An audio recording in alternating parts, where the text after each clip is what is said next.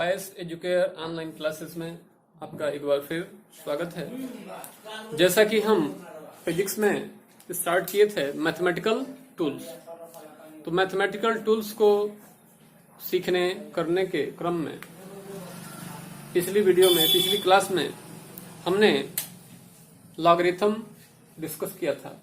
Logarithm कैसे आप किसी नंबर का डेफिनेशन क्या है, लॉगरिथम का कॉन्सेप्ट क्या है, उसके फॉर्मूले हैं, ये सारी चीजें हम देखे थे।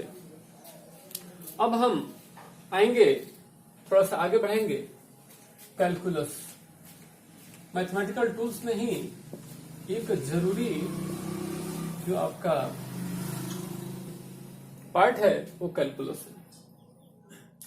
तो एक्चुअली कैलकुलस जो वर्ड है वो कैलकुलेशन से आया हुआ है, सही मायने में कैलकुलेशन से ही आया हुआ है, कैलकुलेशन से ही डेराइव किया। कैलकुलस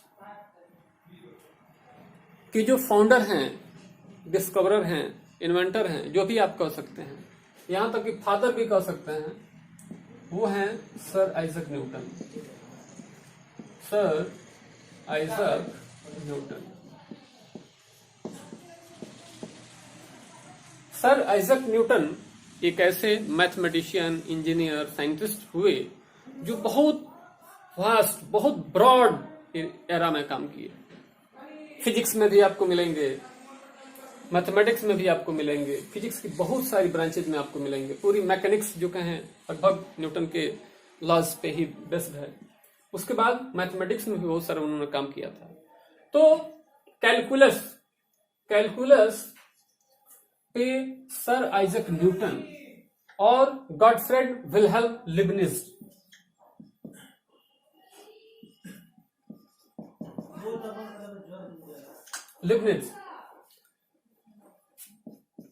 ऐसे आप कहते हैं, लिबनिज। तो सर आइजक न्यूटन और गॉटफ्रेड विल्हेल्म लिबनिज ने अलग अलग काम किया था। बाद में दोनों के वर्क को हमने जोड़ दिया, कनेक्ट कर दिया, आपस में कोलैबोरेट कर दिया, और हमने एक मैथमेटिक्स की नई ब्रांच क्या बना दी, कैलकुलस। कैलकुलस का जो इन्वेंशन है या जो डिस्कवरी है, एक बहुत क्या कहते हैं, क्रांतिकारी परिवर्तन मैथमेटिक्स जगत में एक क्या था, रिवोल्यूशनरी इन्वेंशन था। इसने क्या किया, मैथमेटिक्स की बहुत सारी प्रॉब्लम्स को, फिजिक्स की बहुत सारी प्रॉब्लम्स को, केमिस्ट्री की बहुत सारी प्रॉब्लम्स को इस कैलकुलस ने दूर किया। आप पढ़ेंगे इलेक्ट्रिक फील्ड, इलेक्ट्रिक पोटेंशियल, इसके डेरिवेशन में कैलकुलस का यूज होता है। इसके अलावा केमिस्ट्री में आप देखेंगे, फिजिक्स में देखेंगे, कुछ चीजें फिजिक्स और केमिस्ट्री में कॉमन है, जैसे एटॉमिक स्ट्रक्चर है, रेडियोएक्टिविटी है, ये केमिस्ट्री में भी आपको पढ़ने को मिलेगा, फिजिक्स में भी मिलेगा। उसमें carbon dating, radio active decay constant, half life का जो एक्सप्रेशन आप निकालते हैं, उसमें कैलकुलस का यूज करते हैं। इधर मैकेनिक्स में बहुत सारे जो डेरिवेशंस हैं, तो अगर आप नॉर्मली एल्जेब्रिक उससे ऑपरेशन से आप निकालना चाहते हैं तो काफी लंबा जाता है, लेंथी जाता है, टफ होता है। वही कैलकुलस जब आप यूज करते हैं तो काफी इजी हो जाता है। आपको जब आगे चैप्टर्स पढ़ेंगे तो दोनों मेथड आपको बताए जाएंगे, वहां पे कंपैरिजन कराया जाएगा। आप देखेंगे कि कैलकुलस वाला जो मेथड है वो क्वाइट इजी है in compare to algebraic operation. ठीक है, आते हैं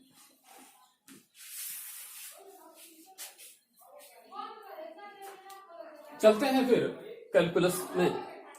तो कैलकुलस का कुछ पार्ट आपको 11th क्लास में पढ़ना है और कुछ पार्ट आपको 12th क्लास में पढ़ना है। ज्यादातर आपको 12th क्लास में ही पढ़ना है।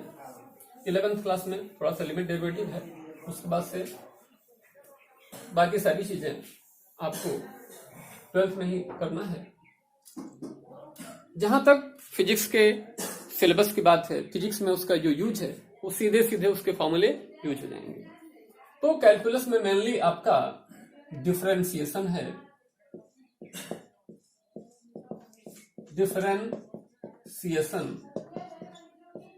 और फिर integration.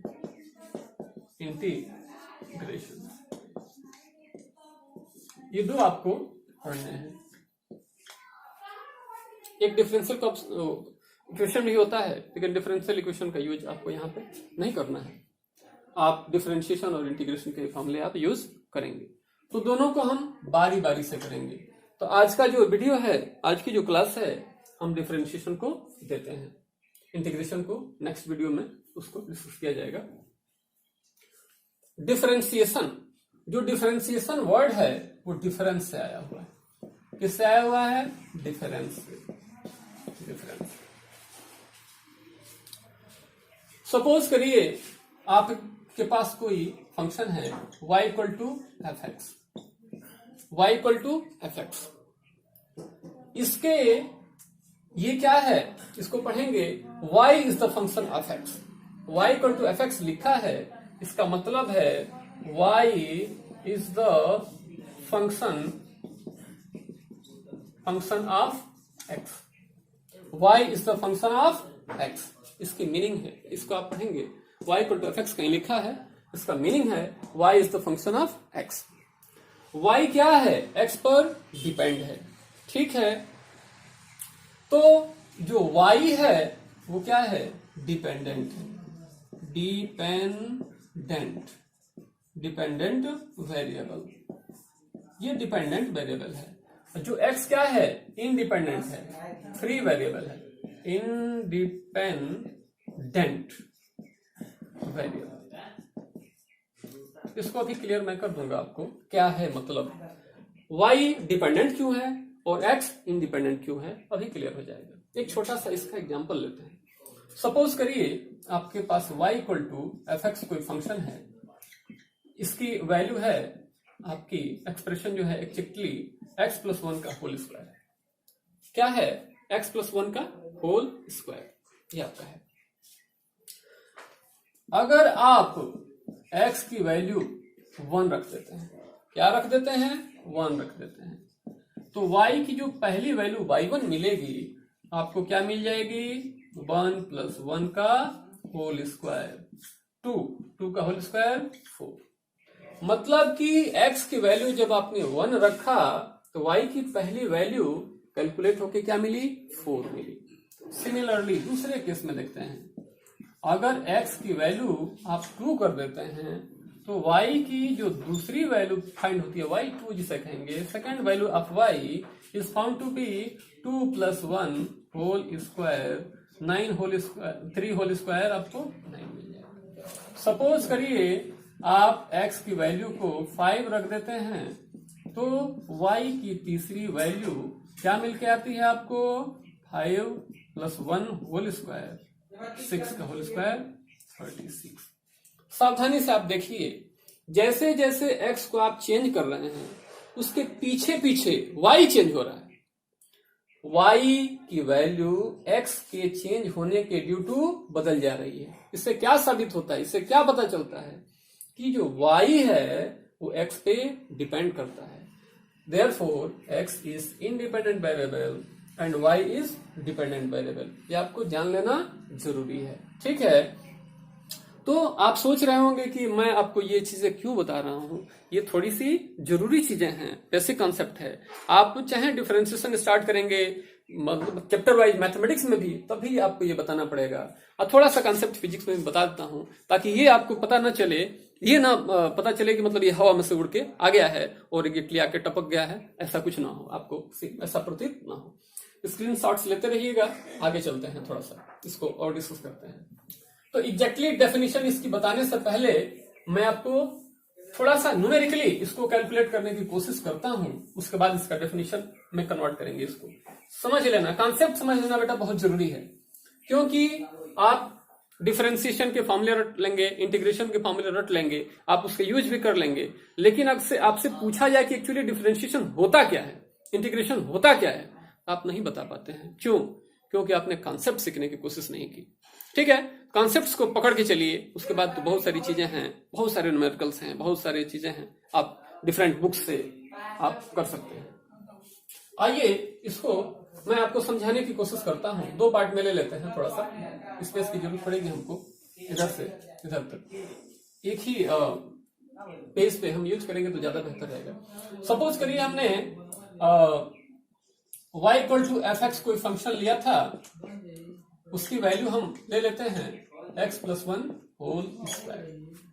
y is the function of x plus one whole square. Suppose करिए x की वैल्यू आप 1 रखते हैं, क्या रखते हैं? 1 रखते हैं। तो y की पहली वैल्यू कैलकुलेट होकर क्या आती है? f1, ये आपको मिल जाती है 1 plus one whole square which is found to be 4। क्या मिल जाता है? 4 मिल जाता है।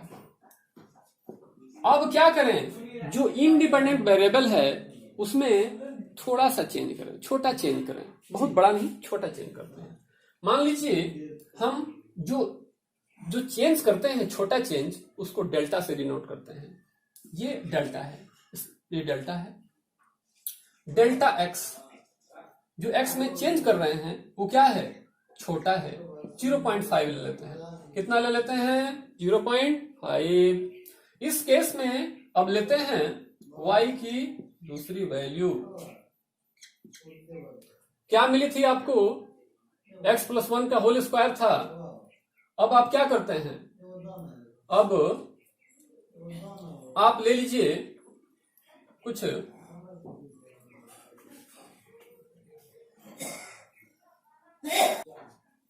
आइए, डेल्टा एक्स हमने क्या किया? इसके इंडिपेंडेंट वेरिएबल में थोड़ा सा चेंज हमने किया। एक्चुअली वो चेंज होता है, वो इनफाइनाइटेसिमली स्मॉल होता है, वो बहुत छोटा है, लेकिन अभी शुरुआत है आपकी, इसलिए बहुत ज्यादा छोटा चेंज मैंने लेता। वास्तव में जो चेंज होता है कैलकुलस के अंदर वो 0.01 या 0.0001 इनफाइनाइटेसिमली स्मॉल करते हैं, अति सूक्ष्म, छोटा, अति छोटा, बहुत छोटा। ये चेंजेस के लिए डिफाइन किया जाता है। लेकिन आपकी शुरुआत क्लास से आप कुछ भी नहीं जानते हैं ABCD इसके बारे में, इसलिए हमने थोड़ा जो चेंज लिया है थोड़ा बड़ा लिया है। इतना बड़ा चेंज होता नहीं है वास्तव में, लेकिन आपकी अंडरस्टैंडिंग के लिए मैंने थोड़ा सा बड़ा चेंज किया है। तो अब जो x प्लस डेल्टा एक्स जो होगा वो क्या हो जाएगा? 1 प्लस 0.5 दैट इज क्या हो जाएगा? 1.5 मिल जाएगा। तो अब जो x की दूसरी वैल्यू जो आप यूज करने जा रहे हैं, x की वैल्यू, पहली वैल्यू क्या यूज किया आपने? 1 यूज किया। अब x की दूसरी वैल्यू क्या यूज करने जा रहे हैं आप? 1.5 यूज करने जा रहे हैं। तो उस केस में देखते हैं, अब दूसरा हल देखते हैं कि जब x की दूसरी वैल्यू क्या यूज हो रही है? x plus delta x use हो रही है, तो हमको 1.5 मिली हुई है। तो उसके अकॉर्डिंग अब y की दूसरी वैल्यू कैलकुलेट होकर क्या मिलती है उसको हम फाइंड आउट करते हैं। तो ये हो जाएगा आपका f 1.5, पहले 1 हुआ करता था, ये 1.5 हो गया।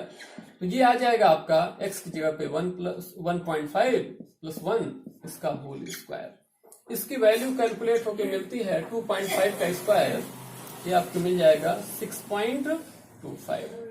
जब 2.5 का स्क्वायर करेंगे तो आपको 6.25 मिल जाएगा। सोचिए जरा सा, अब हम निकालते हैं चेंज इन डिपेंडेंट वेरिएबल।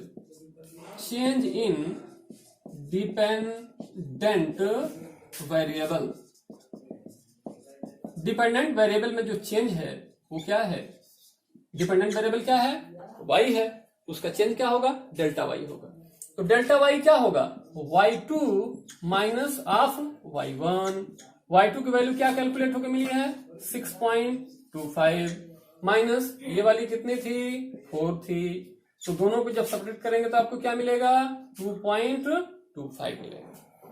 तो जो चेंज है इस वेरिएबल में, डिपेंडेंट वेरिएबल में, वो हमको क्या मिल गया? 2.25 मिल गया। अब यहां पे हम निकालते हैं change in independent variable.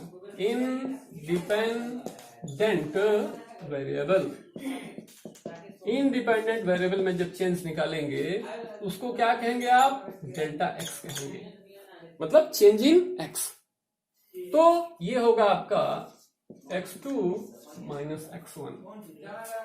x1 क्या मिला हुआ था हमारे पास? x1 1 रखे थे ना पहले आप, ठीक है। तो x2 की वैल्यू क्या रखा हमने? 1.5 रखा, पहले कितना यूज किया था 1, दोनों का सब्ट्रैक्शन क्या मिलेगा 0.5।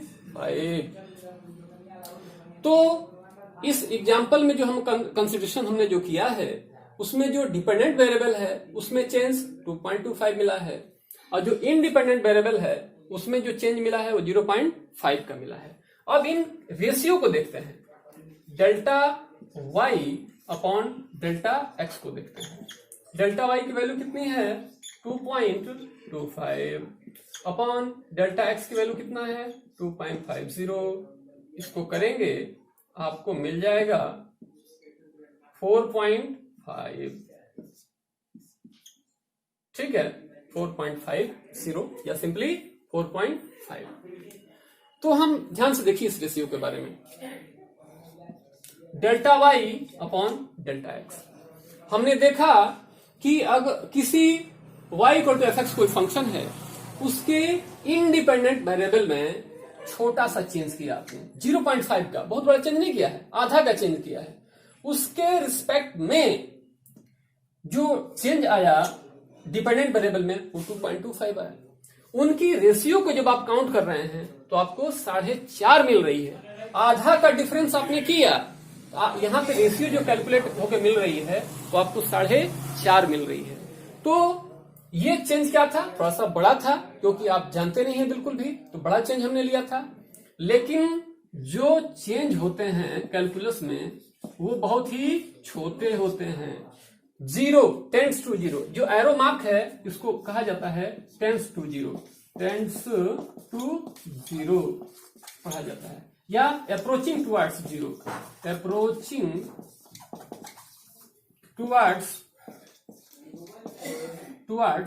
0। ये जो वैल्यूज हैं 0.01001 या 0.0001, ये 0 तो नहीं है लेकिन 0 के बहुत ही क्लोज हैं।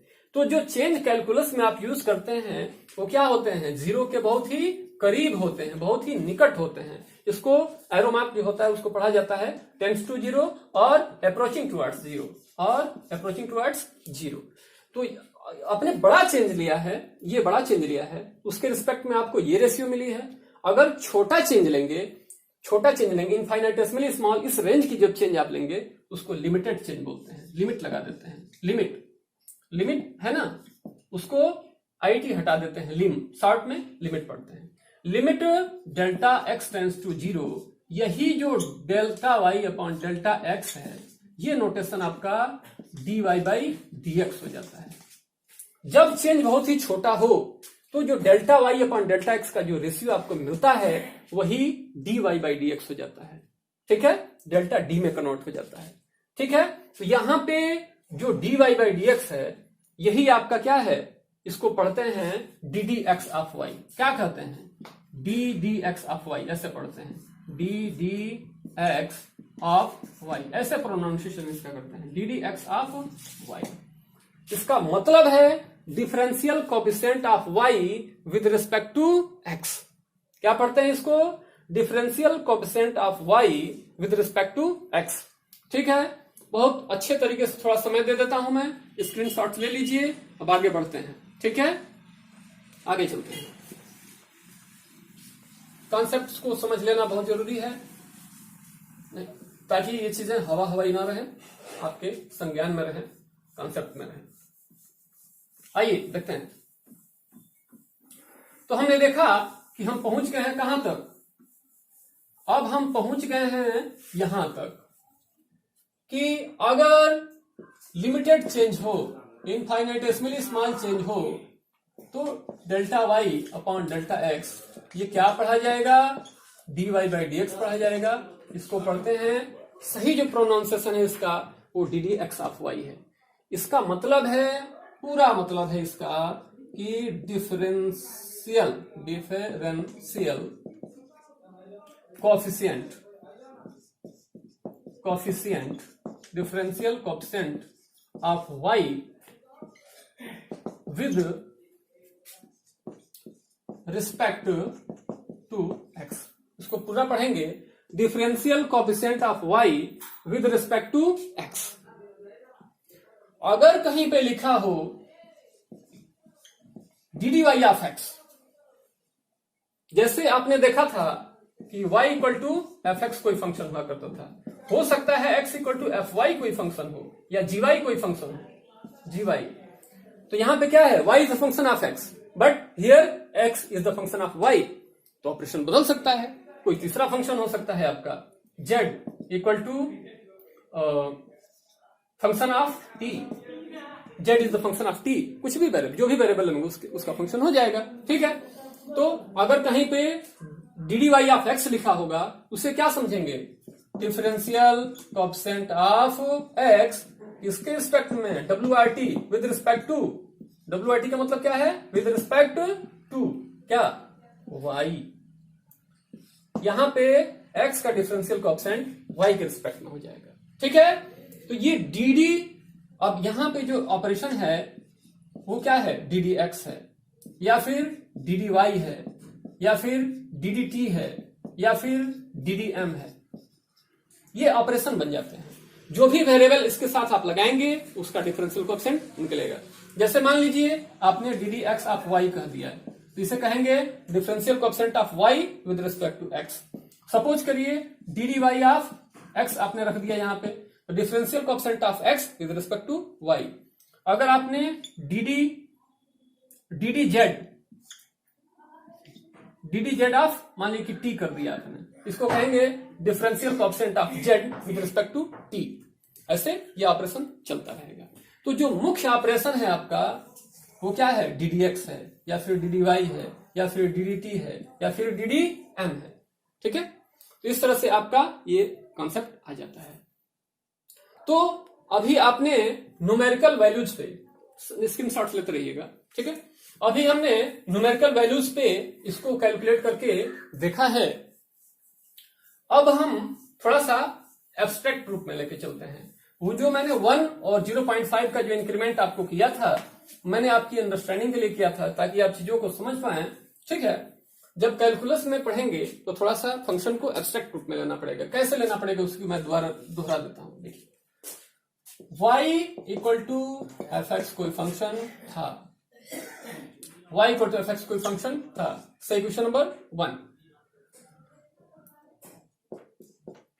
अगर आप x की प्लेस पे x प्लस डेल्टा x रख देते हैं, रखने का मतलब क्या है, इसके इंडिपेंडेंट वेरिएबल में थोड़ा सा चेंज करते हैं, तो y की जो वैल्यू निकल के आएगी वो ये y1 मान लेते हैं, इसको y की पहली वैल्यू ये मान लेते हैं, y की दूसरी वैल्यू ये y2 मान लेते हैं। ये क्या हो जाएगा, F x plus delta x हो जाएगा। ठीक है, y2 को आप y प्लस डेल्टा y भी कहते हैं, क्योंकि जब आपने इंडिपेंडेंट वेरिएबल में चेंज किया तो डिपेंडेंट वेरिएबल में भी चेंज आ जाएगा। आपने इसमें इंक्रीमेंट किया, इसमें भी इंक्रीमेंट आ जाएगा। ठीक है, अब इसको ट्रांसफर करते हैं। आप डेल्टा वाई को इधर रहने दीजिए, इसको ट्रांसफर कीजिए, तो क्या हो जाएगा, F x plus delta x minus Y हो जाएगा। अब इक्वेशन 1 में y की वैल्यू क्या है, y1 की वैल्यू क्या है, आपकी एफ एक्स है, उसको आप रख सकते हैं F x plus delta x minus Y. y की वैल्यू क्या है, y कह लीजिए इसको, y की वैल्यू क्या है, एफ एक्स। ठीक है, डेल्टा वाई। अब क्या करिए, dividing on both sides, dividing on both sides by delta x. आप डेल्टा एक्स से दोनों साइड्स को डिवाइड कर दीजिए, तो क्या होगा, delta Y upon delta X equal to F x plus delta x minus F x upon delta x. ठीक है, मैंने बताया था कि जो कैलकुलस के चेंजेस होते हैं वो इनफाइनाइटेसिमली स्मॉल होते हैं, जीरो तो नहीं होते हैं लेकिन जीरो के बहुत ही क्लोज होते हैं। तो इफ जो चेंज है इंडिपेंडेंट वेरिएबल का जीरो की तरफ टेंड कर रहा हो, जीरो नहीं हो लेकिन अप्रोचिंग टुवर्ड्स जीरो हो, तो उस केस में जो चेंज होता है वो लिमिटिंग चेंज ले लिया जाता है। Limit delta X tends to zero हो जाता है, delta Y upon delta X. Limit इधर लगाया आपने, लिमिट इधर भी लगेगा, limited tends delta X tends to zero, उधर क्या मिलेगा, F x plus delta x minus F x upon delta X. यही ऑपरेशन आपका D D Y of X में हो जाता है। D D x of Y पढ़ते हैं इसको, ये हो जाएगा आपका limit delta x tends to 0 F x plus delta x minus F x upon delta x. ये फॉर्मूला आपका हो जाता है। इस फॉर्मूले को बोलते हैं फर्स्ट प्रिंसिपल ऑफ डिफरेंशिएशन। इसको बोलते हैं, इस फॉर्मूले को फर्स्ट प्रिंसिपल ऑफ डिफरेंशिएशन।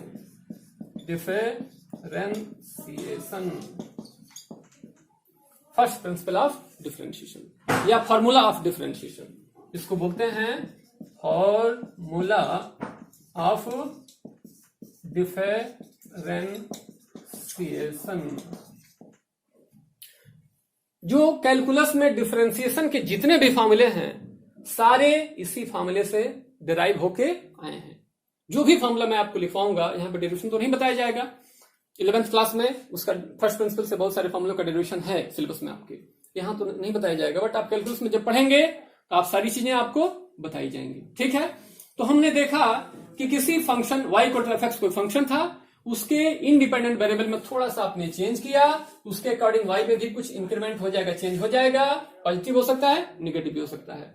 तो इस चेंज को निकालने के लिए y को इधर ट्रांसफर किया आपने, y की वैल्यू इक्वेशन 1 से क्या थी, एफ एक्स थी, एफ एक्स रख दिया, दोनों साइड आपने क्या किया, डेल्टा एक्स से डिवाइड कर दिया।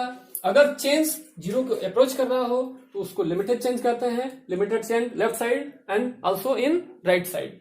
यही ऑपरेशन लिमिटिंग कंडीशन में delta Y upon delta X D Y by D X में कन्वर्ट हो जाता है और ये फॉर्मूला आपको बन जाता है, जिसको आप क्या कहते हैं, फर्स्ट प्रिंसिपल ऑफ डिफरेंशिएशन और फॉर्मूला ऑफ डिफरेंशिएशन।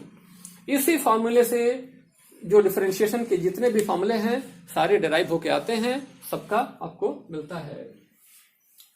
स्क्रीनशॉट्स लेते रहिएगा। आइए देखते हैं फिर आगे, ये जो फॉर्मूला जो आपको बताया गया है फर्स्ट प्रिंसिपल ऑफ डिफरेंशिएशन, ये अलग अलग बुक्स में अलग अलग तरह का आपको मिल सकता है। जैसे हमने कहा है y equal to F X लेके हमने किया था, तो हमने जो चेंज किया था x में, x की जगह पे x प्लस डेल्टा एक्स रखा था, तो किसी किसी बुक में x की जगह पे x प्लस h आपको मिल सकता है। ठीक है, या किसी किसी बुक में x की जगह पे x प्लस ये वाला डेल्टा मिल सकता है, स्मॉल डेल्टा, वो भी मिल सकता है।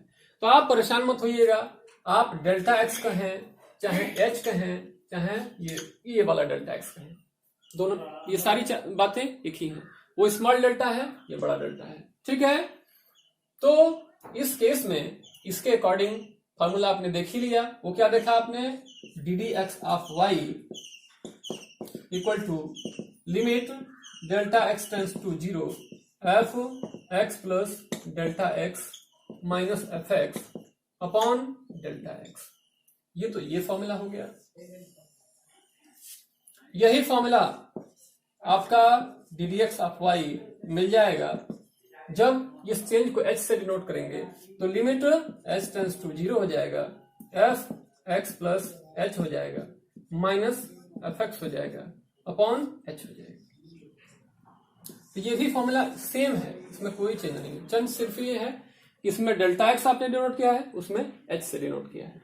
ठीक है, यही तीसरा फॉर्मूला आपका कन्वर्ट होकर आ सकता है, D D x of y equal to limit ये delta x tends to 0 delta x tends to 0 F x plus delta x minus F x upon delta x. ठीक है, तो ये सारे फॉर्मूले बिल्कुल एक जैसे हैं, इनमें कोई डिफरेंस नहीं है। आप डेल्टा एक्स के फॉर्म में कैपिटल एच के फॉर्म में करिए या फिर स्मॉल डेल्टा एक्स के फॉर्म में करिए, ये सारे एक्सप्रेशन आपके बिल्कुल सेम हैं। इस तरह से हमने देखा, तब बेसिक डेफिनेशन पे आते हैं कि डेफिनेशन कैसे डिफाइन करें उसको, डिफरेंशिएशन को, डिफरेंशियल कोएफिशिएंट को। तो डिफरेंशियल कोएफिशिएंट का डेफिनेशन ये है कि किसी भी फंक्शन के इंडिपेंडेंट वेरिएबल में जो चेंज करते हैं तो उसके रिस्पेक्ट में डिपेंडेंट वेरिएबल में जो चेंज आता है, तो डिपेंडेंट वेरिएबल में चेंज और इंडिपेंडेंट वेरिएबल में जो चेंज आता है उसकी लिमिटिंग कंडीशन में जो रेशियो निकल के आती है वही क्या होता है, डिफरेंशियल कोएफिशिएंट होता है। तो कह सकते हैं differential coefficient of a function is defined as the change in dependent variable to the change in independent variable provided the change in independent variable is infinitesimally small। अगर किसी फंक्शन के independent variable में बहुत छोटा आप change करें तो उसके रिस्पेक्ट में जो डिपेंडेंट वेरिएबल है उसका चेंज और जो इंडिपेंडेंट है उसका चेंज, दोनों को डिवाइड करके जो रेशियो फाइंड होती है उसी को क्या कहते हैं, differential coefficient of that function कहते हैं। और जो प्रोसेस है उसको डिफरेंशिएशन करते हैं। डिफरेंशियल कोएफिशिएंट फाइंड आउट करने का जो प्रोसेस है वो डिफरेंशिएशन है, जो आपको आंसर मिलता है वो डिफरेंशियल कोएफिशिएंट मिलता है। आइए अब इसके फॉर्मूले देखते हैं, फॉर्मूले ऑफ डिफरेंशिएशन। नाउ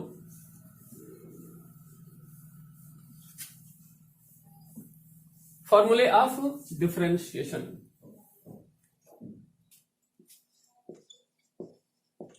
फॉर्मूले ऑफ डिफरेंशिएशन। सबसे पहला फॉर्मूला है ddx ऑफ कांस्टेंट इज 0। कोई भी कांस्टेंट टर्म है, मान ली कि 1 है, 10 है, पाई है, 22/7 है, कोई भी कांस्टेंट होगा उसका डिफरेंशियल कोएफिशिएंट 0 होता है। ठीक है। दूसरा फॉर्मूला है ddx of x equal to 1। किसी फंक्शन का खुद के रिस्पेक्ट में डिफरेंशियल कोएफिशिएंट 1 होता है। जैसे ddx ऑफ x 1 है तो dy ऑफ y भी क्या होगा, 1 ही होगा। ddt ऑफ t ये भी आपका 1 ही होगा, सब कुछ 1 ही होगा। किसी भी फंक्शन का खुद के रिस्पेक्ट में डिफरेंशियल कोएफिशिएंट आपका 1 होता है। Third formula ddx of k into fx। मान लीजिए कोई फंक्शन है उसमें कांस्टेंट से मल्टीप्लाई है, तो डिफरेंशिएशन करने से पहले आप कांस्टेंट को बाहर निकाल लेंगे, तब उसका क्या करेंगे, डिफरेंशिएशन करेंगे। अब इस फंक्शन का आप डिफरेंशिएशन करेंगे, कांस्टेंट को पहले ही बाहर निकालेंगे। चौथा फॉर्मूला है ddx of x power n, x की पावर n, ये हो जाता है आपका n x की पावर n माइनस 1। पांचवा फॉर्मूला है आपका ddx of e power x, ये आपका e पावर x ही होता है। छठवां फॉर्मूला है ddx of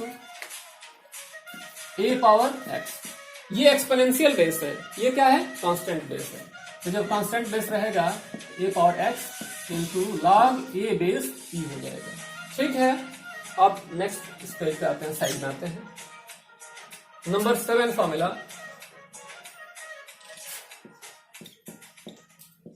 ddx of log x base e। log x का जो डिफरेंशियल कोएफिशिएंट होता है 1/x होता है। 8 number ddx of sine theta या साइन x। आप 10th क्लास में ट्रिगोनोमेट्रिक रेशियोज पढ़े हैं, कौन कौन से होते हैं, साइन, कॉस, टेन, कॉट, सेक, कोसेक। तो साइन x का जो डिफरेंशियल कोएफिशिएंट होता है वो कॉस x होता है। जो 9th फॉर्मूला है ddx ऑफ कॉस x, ये आपका होता है minus of sine x। 10th formula है ddx of tan x equal to sec square x। 11th formula है ddx of sine cos tan cot, ये आपका माइनस कोसेक स्क्वायर एक्स। जो 12th formula है D D x of sec X, ये मिलता है आपको sec X into tan X. जो 13 नंबर का फॉर्मूला है D D x of cosec X, ये मिलता है आपका minus cosec X into cot X. तो इस तरह से आपको ये नहीं सोचना है कि बहुत सारे फॉर्मूले पता ना कहां से उठा के डाल दिए, कैलकुलस नया स्टार्ट भी हुआ और दुनिया भर के फॉर्मूले आके पड़ गए। तो ये फॉर्मूले आपको बिल्कुल यही नहीं याद करने हैं। टाइम टू टाइम जब आएंगे तो आप एक पेज पे इन सारे फॉर्मूलों को इकट्ठा रखिएगा। फिजिक्स में जब टर्म्स आएंगे डिफरेंशिएशन के, तो वहां पे आप डायरेक्ट उसको फॉर्मूले से आप लिख सकते हैं, पुट कर सकते हैं, धीरे धीरे याद हो जाएंगे। अगर आप मैथमेटिक्स के स्टूडेंट्स हैं तो याद हो ही जाने हैं, अगर आप बायो के स्टूडेंट्स हैं तो आप धीरे धीरे याद कर सकते हैं। कोई ये नहीं कि आज ही याद कर लीजिए, ठीक है। एक बार इस फॉर्मूले का स्क्रीनशॉट्स ले लीजिए, मैं दोहरा भी देता हूं। ddx of constant 0, differential coefficient of a function with respect to itself 1। किसी फंक्शन में कांस्टेंट से मल्टीप्लाई है, आपको डिफरेंशिएशन करना है, कांस्टेंट को पहले बाहर निकाल लेंगे तब डिफरेंशिएशन करेंगे। ddx power n equal to n x की पावर n माइनस 1, n पहले आ जाएगा और एक कम हो जाएगी। e पावर x का डिफरेंशिएशन e पावर x ही होता है। अगर एक्सपोनेंशियल बेस ना हो के आपका क्या हो, कांस्टेंट बेस हो, कोई भी a power x, 10 power x, 5 power x, तो आप क्या करेंगे, a power x log a base e कर लेंगे। log x बेस e या log x का डिफरेंशिएशन 1/x होता है। sin x का cos x का minus sin x, tan x का sec square x, cot x का minus cosec square x, sec x का sec x into tan x और cosec x का minus cosec x into cot x। ठीक है, तो screenshot ले लीजिए। अब कुछ और फॉर्मूले हैं, उनको आगे देख लेते हैं। ठीक है, तो हम पहुंच चुके हैं कहां तक, कोसेक x तक पहुंच चुके हैं। अब आगे चलते हैं थोड़ा सा और, कोसेक x तक पहुंच चुके हैं। नंबर 14। अब इनवर्स फंक्शन भी होते हैं कुछ, इनवर्स फंक्शन, ट्रिगोनोमेट्रिक रेशियो। जैसे मान लीजिए, थोड़ा सा कंसेप्ट बता के तो मैं चलता हूं। सपोज करिए आपने 10th क्लास में पढ़ा था साइन थीटा इक्वल टू 1/2। तो आपको थीटा निकालना हुआ करता था, थीटा यहां पे निकालना हो तो आप आसानी से बता सकते हैं। क्या करते थे आप, साइन थीटा इक्वल टू 1/2 के प्लस पे साइन 30 डिग्री आप रख देते थे। इस केस में आपको थीटा क्या मिल जाता था, 30 डिग्री मिल जाता था, बड़ी आसानी से, कोई दिक्कत नहीं है। लेकिन अगर कहीं पे साइन थीटा इक्वल टू 1/√3 हो, अब आपको थीटा पूछा जाए कि बताइए, क्या बताएंगे थीटा, कुछ नहीं, पता नहीं है कि 1/√3 किस एंगल के लिए होता है। ठीक है, उस केस में इस प्रॉब्लम को सॉल्व करने के लिए आप क्या करते हैं, साइन को उधर ट्रांसफर कर देते हैं, वो जाके साइन इनवर्स बन जाता है। क्या बन जाता है, साइन इनवर्स बन जाता है 1/√3। तो जो वैल्यूज अननोन होती हैं, जिनका एग्जैक्टली आप नहीं जानते, उसके लिए ये कॉन्सेप्ट आता है। अब थीटा आपसे पूछा जाएगा तो आप क्या कहेंगे, theta equal to sine inverse 1/√3। इस तरह से हमारे उसमें डेली उसमें जो हमारे क्वेश्चंस हैं उसमें आते हैं ये इनवर्स फंक्शन। तो कुछ इनवर्स फंक्शन का भी हम डिफरेंशिएशन का फॉर्मूला नोट कर लेते हैं। याद नहीं करिएगा, यूज नहीं है इसका, बट फॉर्मूले लिखवा रहा हूं तो मैं आपको लिखवा ही देता हूं। कुछ मैथमेटिक्स के भी स्टूडेंट्स होंगे, आगे काम आते रहेंगे। ठीक है, तो ddx of sine inverse x ये होता है 1/√1 माइनस एक्स स्क्वायर। नंबर 15 है ddx of cos inverse x, ये हो जाता है माइनस, यहां पे ये दोनों सेम रहते हैं, बस माइनस आ जाता है, √1 माइनस एक्स स्क्वायर। 16 है ddx of tan inverse x equal to हो जाता है 1/1 प्लस एक्स स्क्वायर। 17 फॉर्मूला आपका होता है ddx of cot inverse x equal to, same रहता है, बस माइनस साइन आ जाती है, 1/1 प्लस एक्स स्क्वायर। 18 है आपका D D x of sine cos tan cot sec inverse X equal to 1/x under root X square minus 1 X under root X square minus 1। 19 है D D x of cosec inverse X equal to minus, दोनों same रहता है बस minus आ जाता है, minus X under root X square minus 1। ध्यान से देखिए, sine inverse 1/√1 minus X square, cos में वही वैल्यू बस निगेटिव आ जाएगा, टेन में 1/1 प्लस एक्स स्क्वायर, कॉट में केवल माइनस आ जाएगा वही रहेगा, सेक में 1/x under root X square minus 1, cosec में वही रहेगा बस माइनस आ जाएगा। ठीक है, ये चीजें हैं, ये माइनस, ये फिर माइनस और ये फिर माइनस। इस तरह से 19 फॉर्मूले आपके हो जाते हैं। उसके बाद और भी कुछ फॉर्मूले हैं जिनको देख लेना है, घबराइएगा नहीं। ये बहुत आपको ये नहीं है कि एकदम से याद करना है। जो फॉर्मूले प्रयुक्त होंगे आप पेपर पे एक अच्छा पेपर बनाइएगा, उस पे एक प्लास्टिक की पन्नी चढ़ा लीजिएगा और जब भी जरूरत पड़ेगी उस फॉर्मूले को आप डायरेक्टली देख के पुट कर सकते हैं। पुट करते करते वो धीरे धीरे आपको याद हो जाएंगे। एक ही बार याद करना कोई जरूरी नहीं है। मैं ये नहीं कर रहा हूं कि मैं लिखवा दिया तो आप एकदम से अभी याद कर लीजिए, नो, आप केवल बस नोट कर लीजिए। दूसरा है एडिशन रूल। आप जानते होंगे, छोटी क्लासेस में आपको बताया गया होगा, 4 basic mathematical operation. 4 basic mathematical operation क्या होते हैं? एडिशन, सब्ट्रैक्शन, मल्टीप्लिकेशन और डिवीजन। ठीक है, उसी तरह से डिफरेंशिएशन में भी इनका ऑपरेशन, आप इन ऑपरेशंस का यूज कैसे करेंगे आपको जानना है।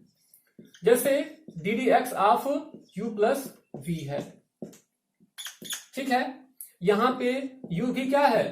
x का फंक्शन है एंड v भी कोई x का ही फंक्शन है।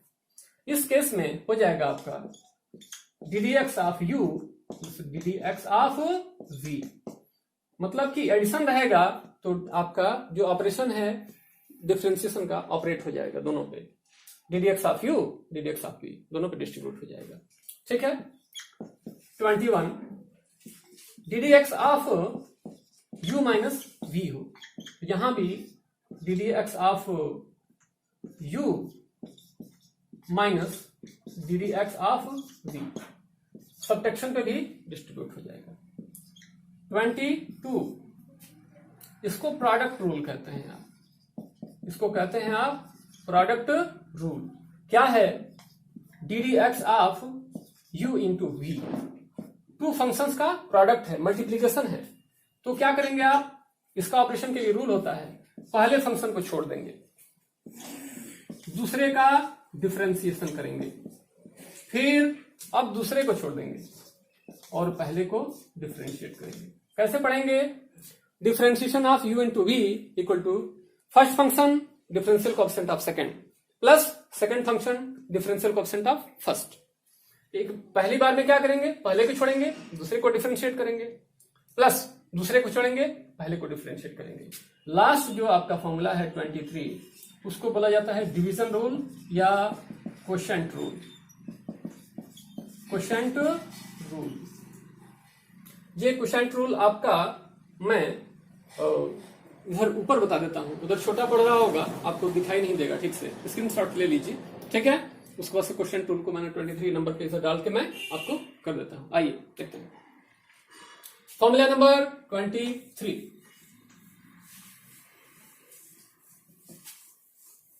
Formula number 23 that is quotient rule.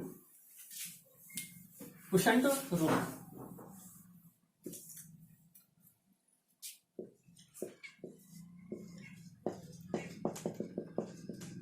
Quotient rule, division rule भी आप कह सकते हैं।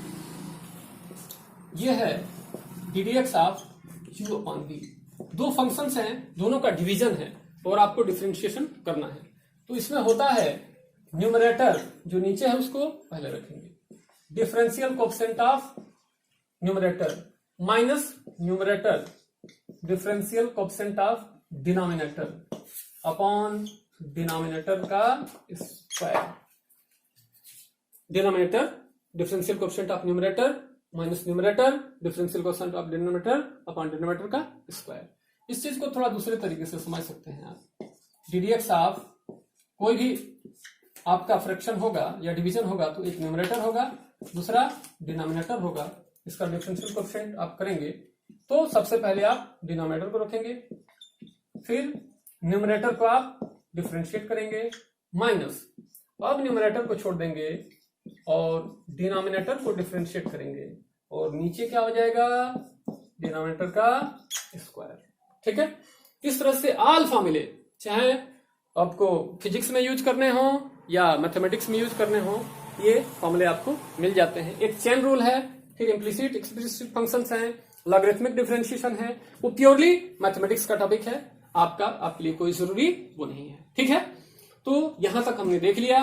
तो आज की क्लास में हमने क्या क्या सीखा कि डिफरेंशिएशन क्या है, उसको न्यूमेरिकल वैल्यू से वेरीफाई करके कॉन्सेप्ट को हमने बनाया कि वास्तव में होता क्या है। तो होता यह है कि किसी फंक्शन के इंडिपेंडेंट वेरिएबल में थोड़ा सा आप चेंज करें तो डिपेंडेंट में भी चेंज होगा, और दोनों की रेशियो जो है वो काफी उसका कॉन्फ़िगरेशन होता है, आप इग्नोर नहीं कर सकते। आपने देखा था, एक बार रिपीट करने की कोशिश कीजिए, डेल्टा एक्स आपने 0 पॉइंट रखा था, उसके रिस्पेक्ट में जो delta Y upon delta X निकल के आया था 4.5 आया था, 4.5 आया था, इसको आप इग्नोर नहीं करते। सिग्निफिकेंट क्वांटिटी आपको मिल रही है ये रेशियो। ठीक है, यही आपका बेसिक होता है कॉन्सेप्ट उसका।